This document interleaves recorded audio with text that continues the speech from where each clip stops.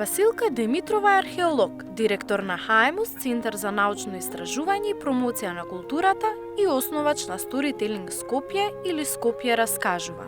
Василка раскажува вистински љубовни приказни кои се случувале низ скопските улици, а присутните не само што ја слушаат приказната, туку и активно учествуваат во нејзиниот расплет. Уникатно гамифицирано искуство, кое на присутните им нуди да ја почувствуваат скопската љубовна приказна, духот на историјата, времињата во кои живееле нашите предци и нивните тогашни чувства.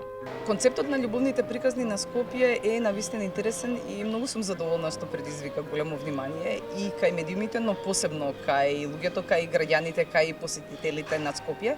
Се работи за специјален тип на интерактивни, гамифицирани или игрифицирани социјални активности, каде што луѓето кои што се дел од едно вакво искуство проаѓаат низ некои неочекувани моменти и на тој начин се поврзуваат со локалното наследство и тоа им останува трајно во сеќавање.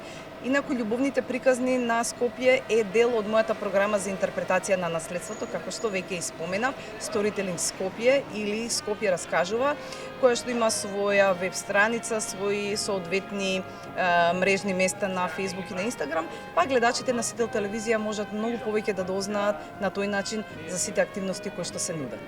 Присутните решаваат загадки, користат различни инструменти како што се мапи и писма и се движат низ старата скопска чаршија, скопското кали и скопските мала кои во себе ја кријат интересната историја.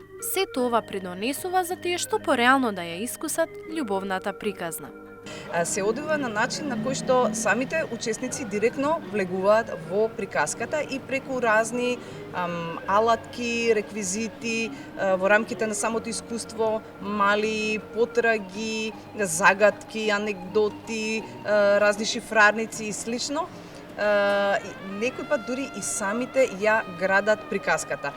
Љубовните приказни на Скопје, например, во еден момент има еден детал каде што учесниците практично самите го одредуваат текот на искуството.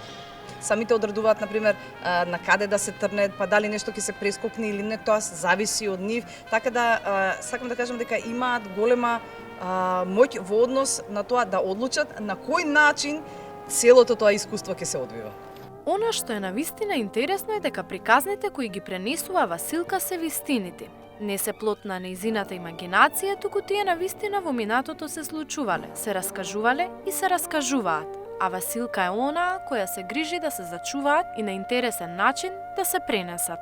Љубовните приказни на Скопје се базирани врз вистински настани, личности и топоними овдека во Скопје. Практично луѓе кои што живееле, твореле овдека во Скопје, секако љубеле и кои што оставиле едно наследство кое што е проткаено низ приказните, кои што и ката дневно си ги раскажуваме. Всушност започна како еден мој трибют кон моето собствено семејство. Бидејќи Василка е запознаена со минатото и како тогаш изгледале заљубувањата, додворувањата и состануците, ја прашавме дали денес љубовните приказни кои ги ткаат новите генерации се разликуваат од тогашните.